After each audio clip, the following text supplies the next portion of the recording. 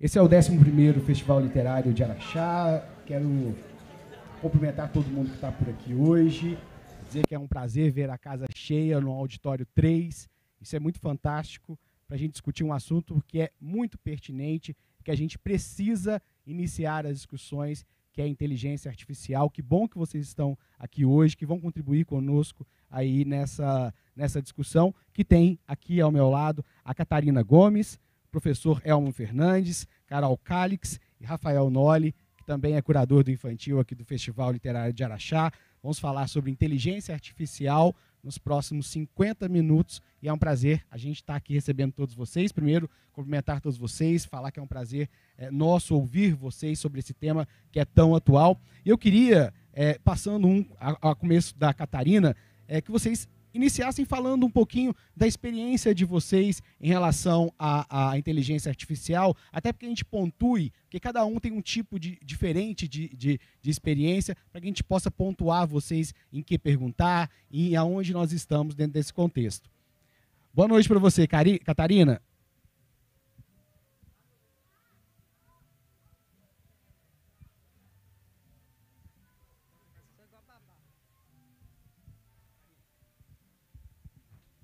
Boa noite.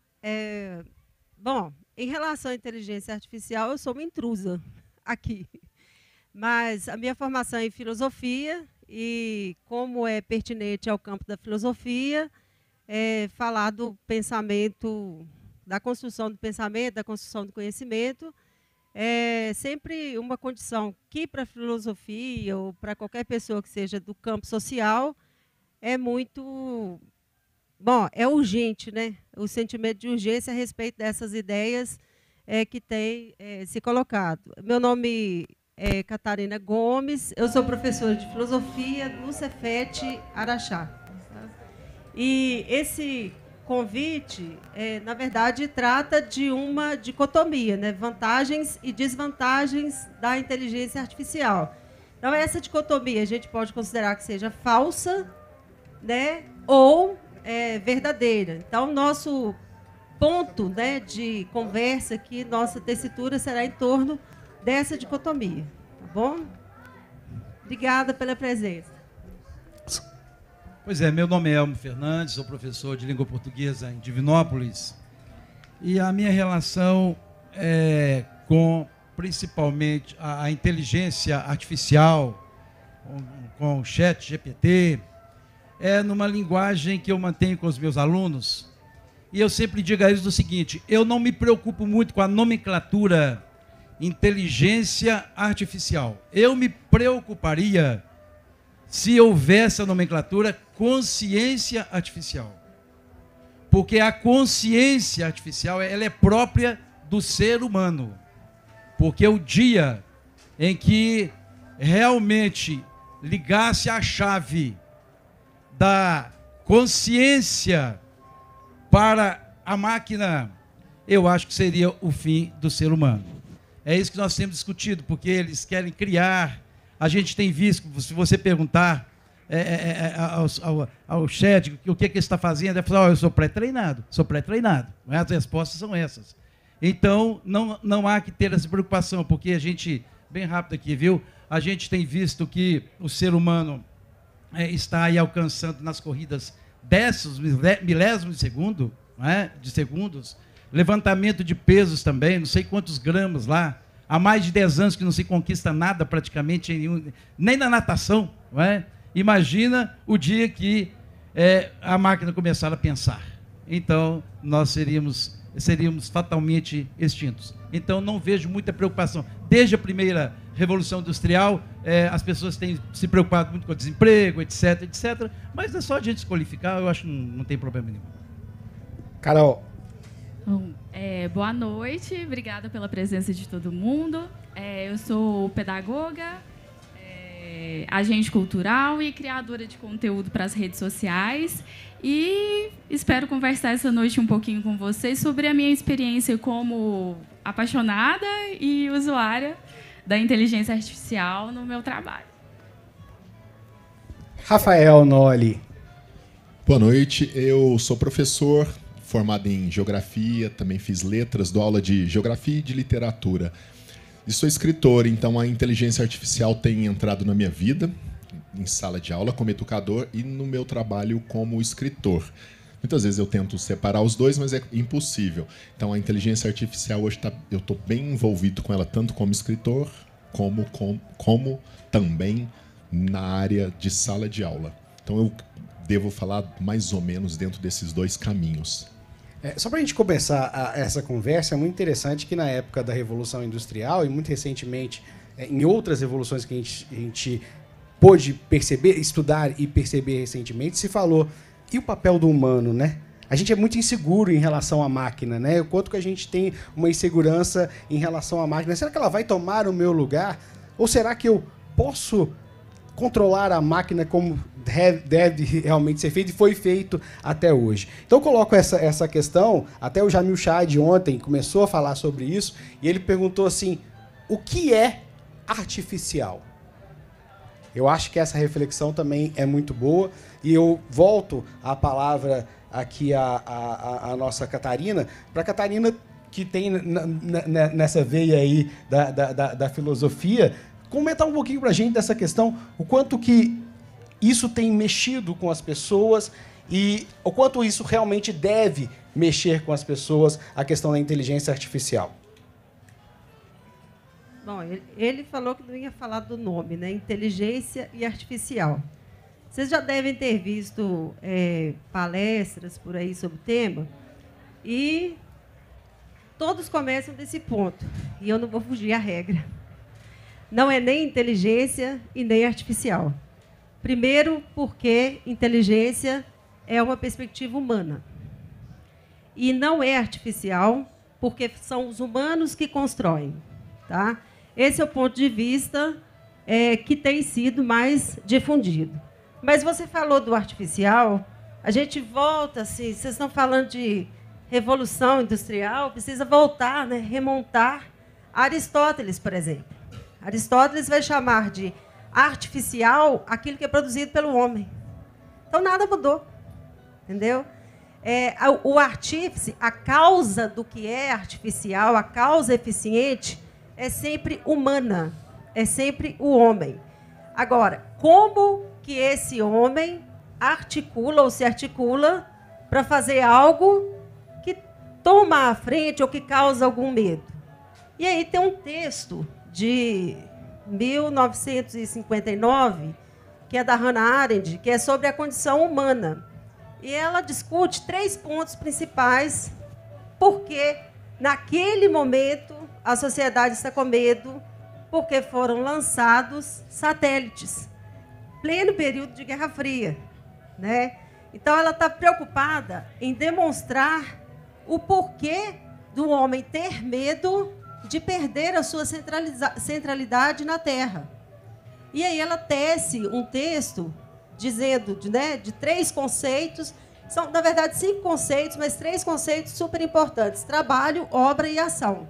Então, o homem que trabalha, né, que, segundo ela faz uma versão meio platônica, que obedece, executa o trabalho. O nosso medo é desse tipo de criação nos tornar os trabalhadores, os operadores deles.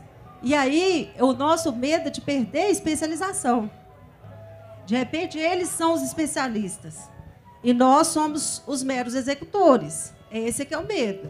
A outra questão é que obra é aquilo que a gente produz, como também dizia Aristóteles. Como é que se produzia? Se dizia que se chamava produção na Grécia Antiga poiesis, fabrico, o homo faber, né? Aquele que fabrica, que é também tratado por Hannah Arendt como aquele que vai construir, que vai...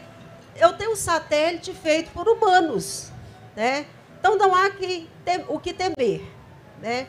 E eu tenho inteligência artificial produzida por humanos, que a partir de 2017, né, incorporou uma série de conteúdos já pré-digitalizados e começou a ganhar um corpo de maior inteligência para poder produzir textos, mas nem de longe, mas nem assim, não resvala naquilo que o ser humano é capaz de produzir a partir de suas próprias experiências. Então, quem somos nós a partir de nossas próprias experiências? Se a gente ficar aqui 3 horas falando de sexo e nunca tiver feito, não adianta nada. Vai ser só teoria, né? Então, vai ter sempre essa questão, essa relação de dicotomia. Teoria, teoreses, praxis, o homem que faz, o homem que fabrica e o homem que pensa, né? E só para terminar, né? A Hannah Arendt vai dizer que o nosso lugar é na ação, no campo da ação. Mas que ação é essa? Ação política. Porque eu não sei se vocês viram essa semana, produziram uma propaganda da Volkswagen. Assim que eu tiver que parar, você já passou. Eu vou dar tempo para todo mundo falar. Só vou dar um exemplo da Volkswagen, que fez uma propaganda com a Kombi, com a Elis Regina e a filha dela. Então, a propaganda, olha, que emotiva, que maravilhosa, que tal, e um monte de gente caiu em cima para dizer da ética daquela produção. Por quê? Porque a Elis não está aqui para dizer se ela gostaria de ter o nome dela associado a um produto, né? Sobretudo um produto que se aliou, né, ao nazismo e depois à ditadura militar no Brasil, contra a qual ela tanto debateu. Então, sobre isso que estamos falando, sobre ética e ação política, que para Hannah Arendt nada mais é que o seu papel no mundo, ação política. Olha, Catarina, eu não tenho muito problema, acho que falei algo demais aqui, né? Olha, o que acontece é o seguinte, eu acho que nós não temos que ter muito problema com a questão da nomenclatura artificial, porque é artificial mesmo. A inteligência artificial não passa de uma combinação de algoritmos. Isso não adianta, que é isso. Porque depende tudo do ser humano, não é? E, inclusive, a inteligência artificial, ela depende, inclusive, de minerais. Por exemplo, ela depende do lítio. Aqui na nossa área, parece que nióbio, né, que nós produzimos. O lítio, ele é finito. Ele não é renovável. E tudo que os senhores estão vendo aqui, ó, inclusive esse microfone, depende de bateria. E a bateria depende do lítio. E ele é finito. O dia que acabar o lítio, acaba tudo. Não tem jeito. Aí nós voltamos à inteligência humana novamente. Então, ela é toda dependente do ser humano e ela é dependente de outras faculdades, não é? Até do mineral. Então, é isso que eu acho. O que acontece é que há uma automação realmente de tarefas, não é? E uma automatização de tarefas, e isso é bom para o ser humano. Não é? Quer fazer seu comentário ou eu posso passando para a próxima? Bom, acho que a gente encerrou esse ciclo da teoria, né? Falando assim, eu queria ir um pouco para o lado da prática. Primeiro, com uma rodada falando com vocês. Em especial, tratando de literatura, que é o nosso campo aqui hoje. É ético publicar um livro que veio da inteligência artificial com o seu nome e sem citar o ChatGPT ou a outra plataforma que você usou? Essa é a pergunta. Se quiser começar de lá para cá, de cá para cá, acho que é melhor a Carol começar e depois a gente vem para lá. Então, falando da minha experiência com o ChatGPT exclusivamente, né? É possível, sim, gerar textos, mas eu acredito que, falando de literatura, vai muito além do que um simples comando. Realmente, o chat vai gerar um texto, mas se você não tiver o conhecimento, se você não souber dar o direcionamento certo para o comando e a orientação para o chat, esse texto vai ser muito pobre. Então, você vai ser um escritor muito pobre de conteúdo, muito limitado. Eu acredito que o uso do ChatGPT, que é o chat que está mais evoluído agora, ele, como todas as inteligências artificiais, ele vai ser muito mais potencializado com a inteligência humana. Então, ele tem um banco de dados, né, praticamente de toda a internet até 2021, mas sem um bom direcionamento do humano,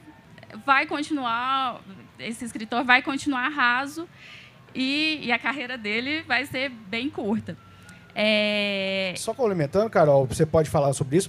Há um valor técnico em saber dar comandos, né? Sim. Há um valor técnico em saber dar comandos. E, pelo que eu pesquisei nas últimas semanas, ele também está com os dias contados, porque o que a gente percebe, né, essa semana a União Europeia já começou a dar os primeiros passos para a regulamentação de toda essa questão das inteligências artificiais, tanto do uso de imagens, né, como do uso de texto, e eles já estão estudando formas de combinações de palavras que vão fazer com que esses textos eles sejam reconhecidos. Então, se a gente tem escritores hoje que estão se baseando, né, baseando a sua carreira nisso, provavelmente eles já estão com os dias contados também. Rafael.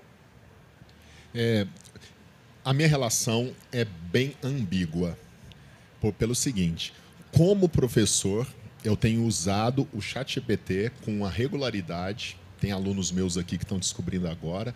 Na hora que a rodada for de assuntos relacionados à educação, eu tenho usado o ChatGPT com um certo sucesso, vamos dizer assim. Vou voltar um passinho rápido antes. O ChatGPT, você vai na internet, digita ChatGPT, super simples, gratuito, e lá você escreve. Escreva um livro infantil. Os meus livros, os últimos livros que eu publiquei são livros infantis. Escreva um livro infantil com os 3 porquinhos em Araxá, Minas Gerais. Ele te entrega um livro pronto. Carol disse tudo. Então, o ChatGPT é uma ferramenta que faz isso. Ele te entrega esse livro com começo, meio e fim. Hoje, todas as experiências que eu fiz na literatura foram pobres. Eu não consegui nada que fosse minimamente poético, bonito, porque um escritor, há vários aqui, passa anos em cima de um livro para que aquilo fique bonito, que é o que os nossos colegas mais com viés filosófico trouxeram, a ideia da alma. Mas eu não sou tão otimista quanto a Carol. Eu acredito que é um caminho sem volta, e esse ChatGPT que não sabe escrever um bom livro literário para crianças, amanhã vai estar. O Yuri, jovem escritor, está ali, deve se sentir ameaçado, como eu me sinto hoje. O Léo Calix, que está ali, que é um ilustrador, por exemplo. Nós temos uma plataforma chamada DALL-E, gratuita, que você coloca lá: eu quero uma ilustração dos 3 porquinhos comendo pão de queijo em Araxá. O DALL-E te dá hoje uma ilustração muito boa, muito bonita, de graça, a qualquer momento. Então, a minha relação com a literatura eu acho que em algum momento isso vai fazer bons livros. Eu acho que em breve. Agora, na educação, é uma mão na roda, mas eu falo depois para não tomar muito tempo. Enfim, para responder a pergunta do César e não tomar tempo dos colegas. Hoje, no Amazon, há centenas de livros sendo publicados semanalmente com livros escritos pelo ChatGPT. O cara senta lá e fala: eu quero uma história dos 3 porquinhos que se passa em Araxá, e um dos 3 porquinhos, o Heitor, coma pão de queijo. E a pessoa espera o ChatGPT te entregar isso em 10 segundos, manda o DALL-E fazer e coloca de graça na Amazon, e esses livros já estão sendo vendidos agora. Centenas por semana de pessoas que têm boas ideias, porque ter boas ideias todos nós temos o tempo inteiro. Eu publiquei 8 livros para criança. Eu tenho ideia para 200, mas escrever 200 livros tomaria um tempo que eu não tenho e uma energia que eu não tenho. E muitas pessoas se sentem à vontade, César, respondendo a sua questão, em fazer isso e simplesmente publicar. Eu sei que em algum momento na curadoria que eu vou convidar um autor que vai sentar aqui para debater e que tenha um livro feito assim, que não vai revelar a autoria que é da máquina. Eu tenho certeza que em algum momento isso vai acontecer. Na educação também há uma preocupação muito grande, mas eu deixo para depois. Dentro dessa ideia de que a questão ética, você mandou uma máquina fazer, A galera da filosofia pode entender melhor. Mas na minha área, na literatura, nesse caso, eu acho complicado.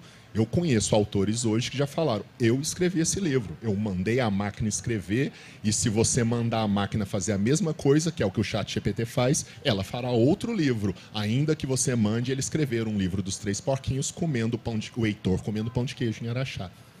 Catarina, que é da área dela, vai comentar um pouquinho de ética também, Catarina, por favor. Alguém aqui já ouviu falar de um livro chamado A Ilíada e a Odisseia? Como que os poetas, os aedos gregos, eram inspirados a escrever a história, as histórias que passaram para a humanidade? Quem é que os inspirava? Uma deusa chamada Mnemosine. Quem é Mnemosine? A memória, a sua memória. Não é a memória da máquina, é a memória de um homem cujo talento, ele era um cantor. Ele era um cantor, um pastor, que fazia isso, cantava essas histórias por oralidade. A gente não conta histórias em livros fora da perspectiva da oralidade em muitos países. Ontem mesmo o escritor estava contando isso, que a avó dele é melhor contadora de história do que ele, que é um escritor, um africano, né, o Calaf. Tá? Então, o que isso tem a ver com a inteligência artificial? A Mnemosine, ao inspirar o pastor, ao inspirar o aedo, inclusive isso foi rememorado quando o prêmio Nobel foi para o cantor, eu esqueci o nome. Bob Dylan. Isso. Alguém questionou, né? E aí falaram, não. O início da literatura é com Aedo, um poeta, um cantor, que cantava essa história. Tá? E a qualidade dessa construção, aí tem um conceito que se deve, Rafael, que eu acho que rebate diretamente a questão da produção dos livros dessa forma. Um conceito que a gente jamais deve passar por cima ou atropelar, que é universalidade da arte. O que é o universal? É inconfundivelmente uma obra de arte eterna. É para sempre. É inquestionável. Agora, voltando assim, a uma questão que o Rafael falou, que é livro infantil, a Clarice Lispector escreveu um livro infantil que se chama O Coelho Pensante. E a história do Coelho Pensante é muito simples.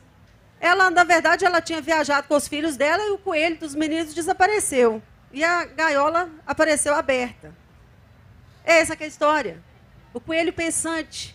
Esse aqui é o seu mistério, ou o nosso mistério. O nosso mistério é que somos pensantes.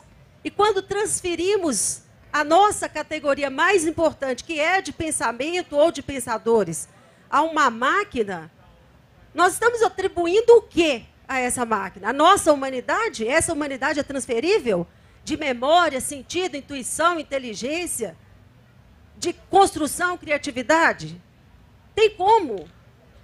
Não tem. Nós estamos falando de textos que o Transformers aglutinou e acabou gerando novos textos. E que podem nos confundir, principalmente nós que somos professores, nós somos operários, trabalhadores.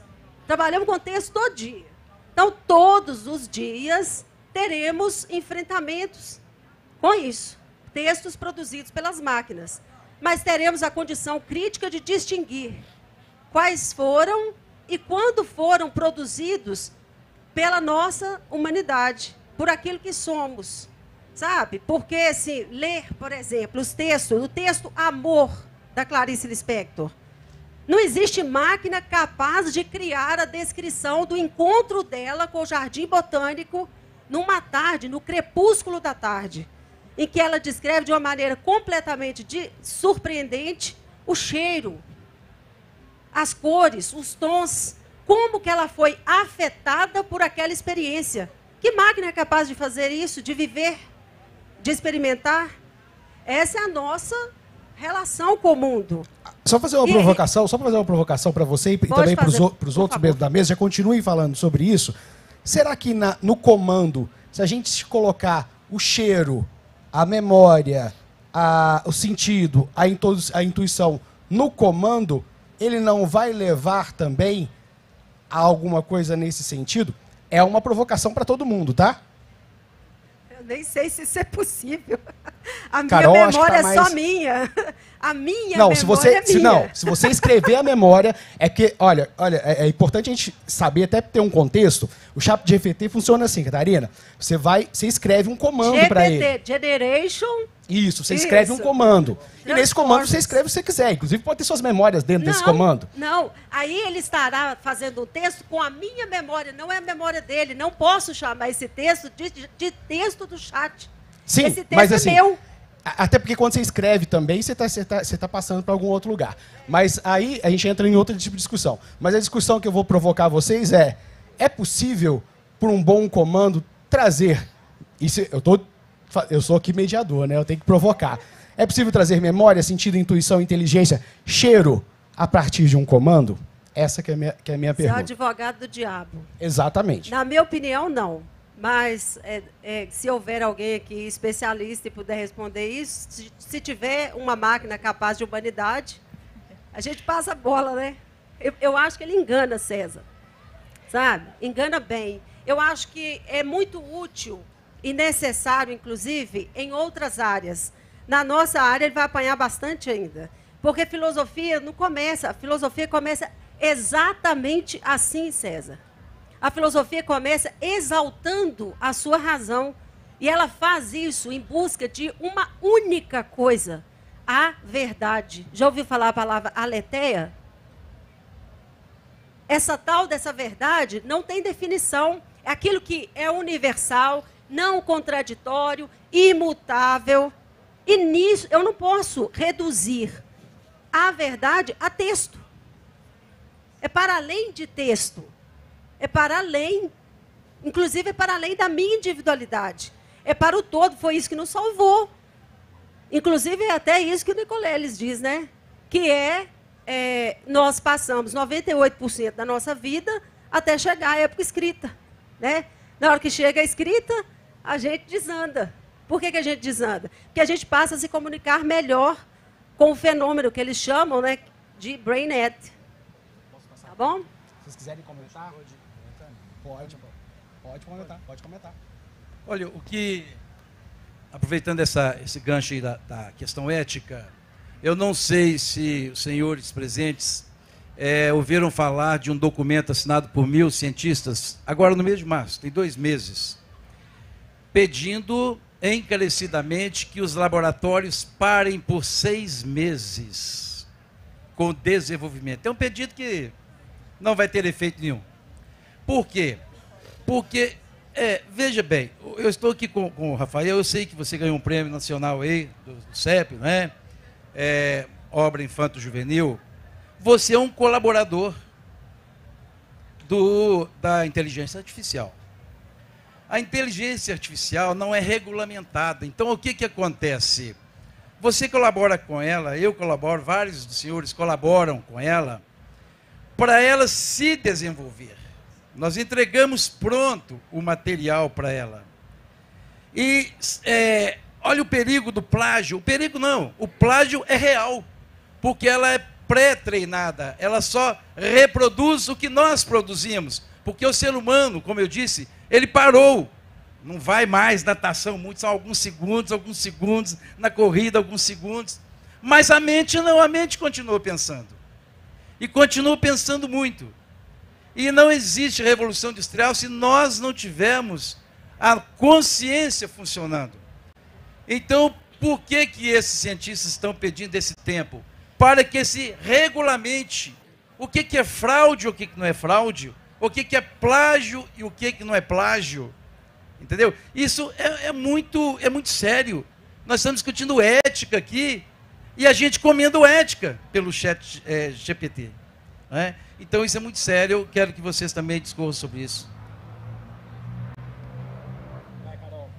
Então, só voltando à questão anterior, essas inteligências artificiais, elas reúnem, então, toda a informação que a gente tem na parte superficial da internet, que é onde qualquer pessoa pode ter acesso, de todos os documentos que foram digitalizados, livros, vídeos, áudios, música.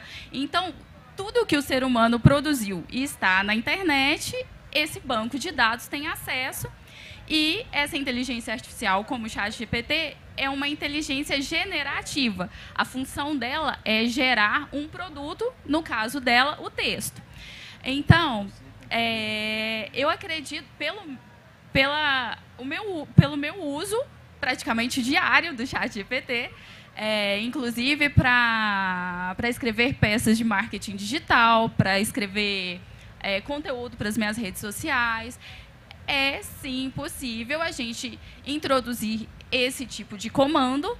Memória, sentido, intuição, inteligência e cheiro. Dá eu vou fazer a provocação para você também de novo. Dá para colocar? Dá para colocar. E ele vai pegar essas sensações, esses sentimentos de milhares de textos que nós mesmos escrevemos,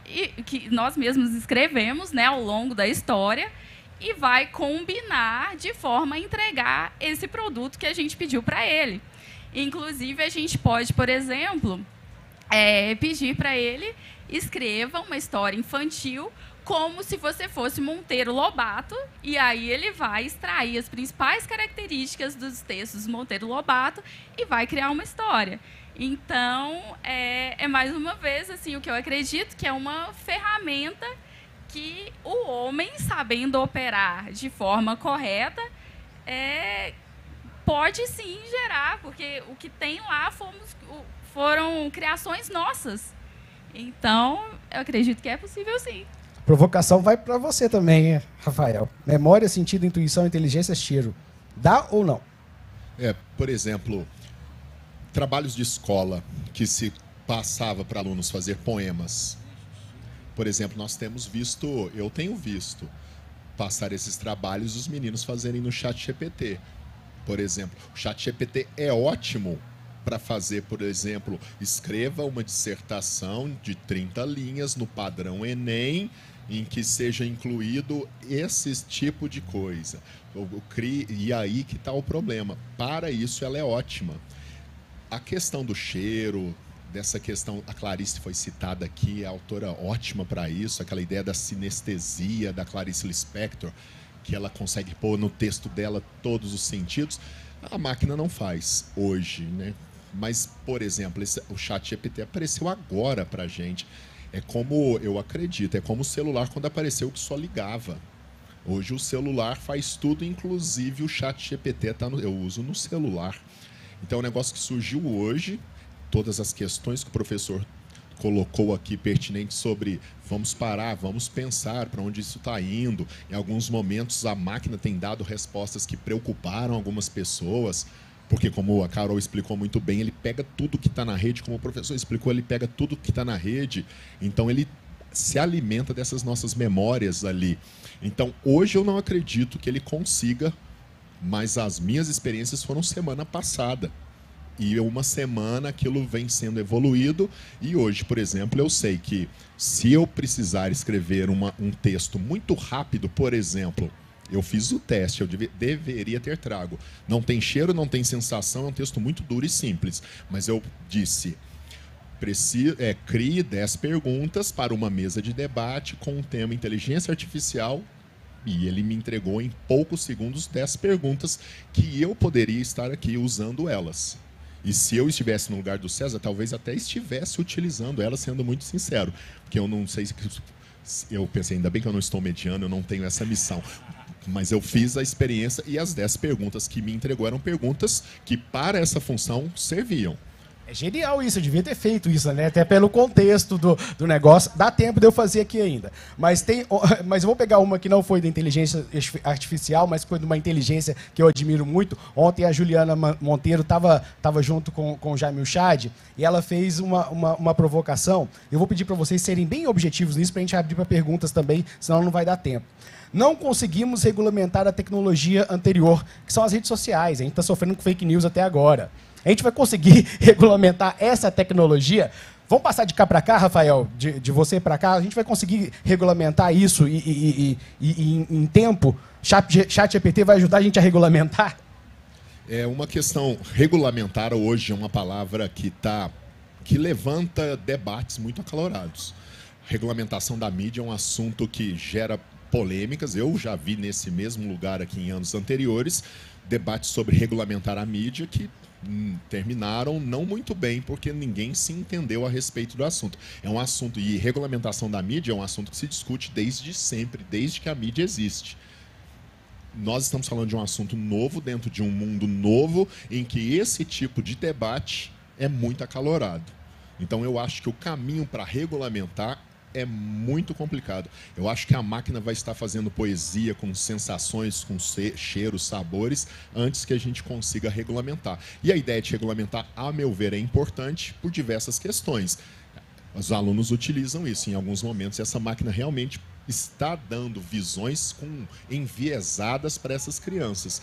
Esses meninos estão apresentando textos que não são deles, como se fossem, e que são textos que têm trazido questões ideológicas, questões complexas, muitas vezes problemáticas, que eles apresentam com um nome. Porque muita gente que escreve livro e utiliza isso, e isso é uma realidade de um país de poucos leitores. Nós falamos dentro do Fleirachá para uma bolha imensa de leitores, mas nós sabemos que tem gente que utiliza isso e não lê o que o texto produziu antes de entregar para um professor, antes de entregar para um editor, antes de entregar para o Instagram, para o Facebook, para o TikTok. E a pessoa muitas vezes produz sem saber o que está produzindo. E aí duvido muito que em breve regulamentemos. Eu estou cansado porque corri muito, talvez se eu tivesse mais descansado eu fosse menos pessimista. Então, é um caminho complicado, né? Ferramentas anteriores, a gente, como o Rafael falou, a gente não conseguiu ainda regulamentar. Eu acho que esse espaço, né, como essa questão está muito no começo, esse espaço que a gente está tendo aqui agora, é um momento de a gente começar a pensar, começar a realmente pesquisar tudo que está acontecendo e nós, como cidadãos, nos movimentarmos para isso.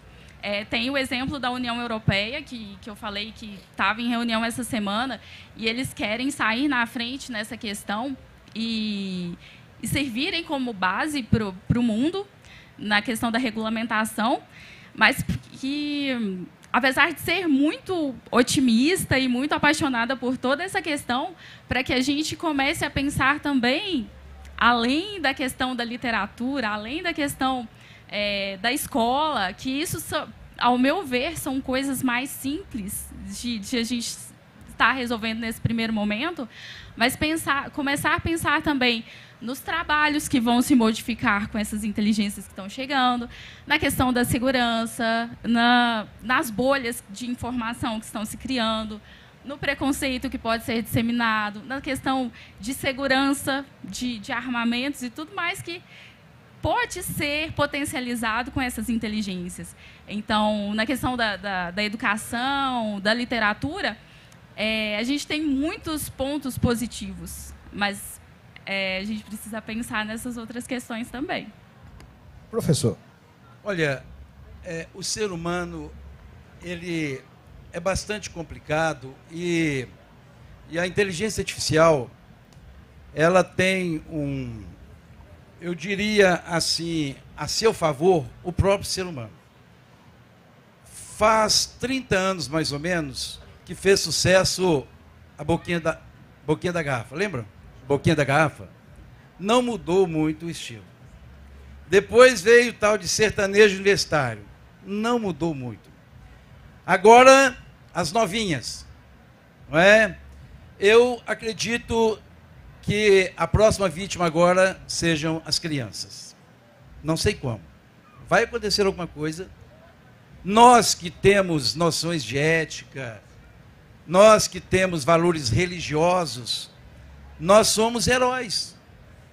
Nós que conseguimos colocar os filhos na linha dentro do que a gente acha que é razoável para eles, nós somos heróis.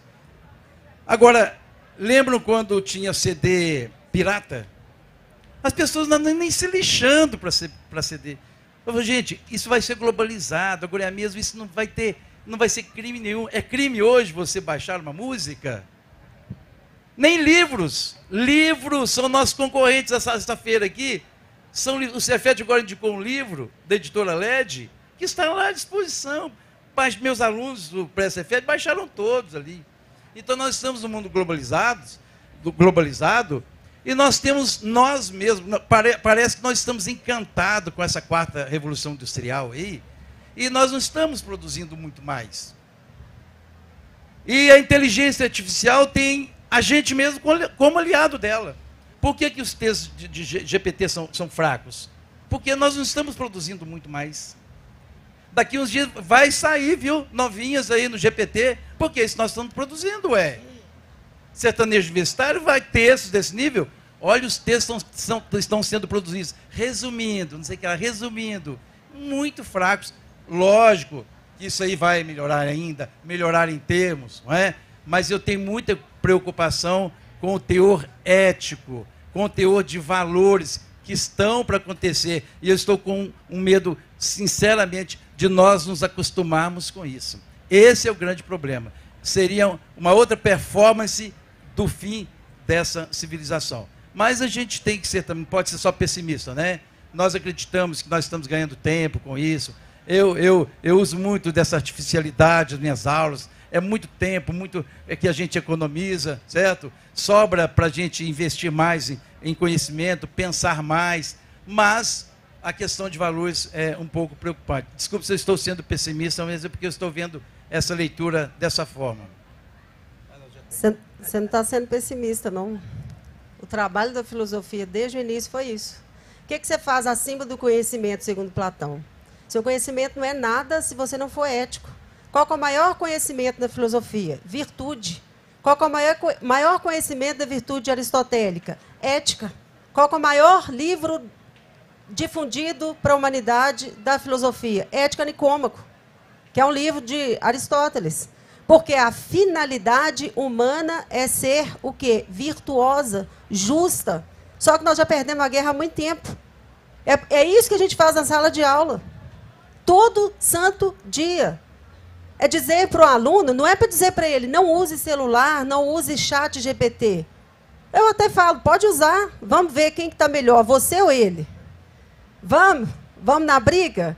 Tá? Agora, só fazendo uma adenda aqui à fala dele, quando ele fala da carta dos cientistas, existe a hipótese de que tenhamos todos caído numa grande fake news, tá? Do Elon Musk. Por quê? Porque ele foi funcionário da OpenAI e foi demitido quando disputou o cargo de CEO. E aí, quando a OpenAI cresceu, ele saiu, fundou uma nova empresa e julgou para a humanidade essa fake news de que estaríamos à beira de um grande desafio em inteligência artificial e que isso seria terrível para a humanidade. Ele, com isso, ganhou 6 meses, tá? Para colocar a OpenAI no pé, a empresa dele no pé da OpenAI. É uma questão também de fake news, que é o que se chama de BrainNet. O fenômeno ele vai se multiplicando como as fake news se multiplicam, e a gente não tem tempo de rever, tá? Aquilo que a gente deveria rever, que é o plano da verdade, né? O que de fato está acontecendo. Tá certo? Bom, eu quero pedir desculpa para vocês, porque mediar uma mesa com 4 pessoas não é fácil. Lógico, estão 4 grandes pessoas aqui, eles têm seus pensamentos, acho que a gente poderia ficar muito tempo aqui. Eu não vou poder abrir para perguntas por causa de tempo, porque estamos ao vivo no YouTube, a gente tem que ter um respeito também por tudo isso. A minha proposta para todo mundo que tiver dúvidas é que a gente possa, se a gente não puder ficar aqui, se tiver outra mesa, a gente possa ir lá de fora, conversar com esses especialistas, essas pessoas tão boas aqui, assuntos que vocês queiram debater. Eu acho que o Filho Araxá também tem esse papel das conversas informais, que também são importantes. Então, quero pedir desculpa por vocês não abrir aí a perguntas, mas eu acho que essa conversa informal também vai ter muito valor. Quero agradecer vocês, Catarina, professor Elmo, Carol e Rafael. Desculpa também que eu já estou no auge do cansaço. e falar com vocês. Temos lançamento do professor, eu também vou agora lançar o meu ali, espero todos vocês ali. Então, enfim, esse é o 11º FLIE Araxá. Continuem com essas conversas informais e com as formais também, viu, gente? Um grande abraço para todos. Eu tenho que encerrar a transmissão.